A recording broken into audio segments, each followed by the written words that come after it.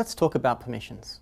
When each app APK is installed, it's given its own unique Linux user ID, and each app runs within its own instance of the Android virtual machine.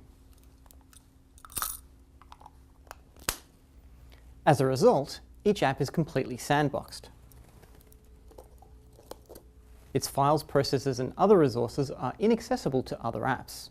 This sandboxing approach is used to ensure that by default, no app can access sensitive data or perform actions that could adversely impact other apps, the OS, or users.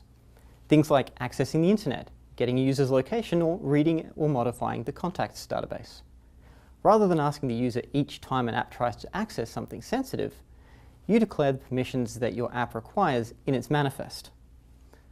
You can get a list of all of the permissions your app may require here at the Android developer site. So why not just ask for all the permissions and never worry about it again?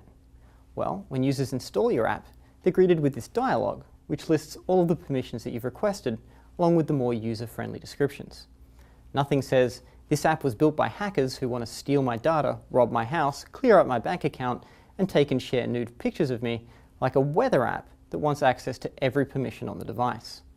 Best practice is to request the absolute minimum of permissions. Every time you need to request a new permission, take it as a flag to stop and consider if there are other alternatives that might achieve the same goal.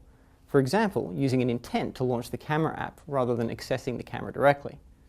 Later, we'll look at ways to share your data with other apps, using intents and content providers to create bridges between these app sandboxes. You can declare and use those permissions in these instances to similarly restrict access to sensitive information.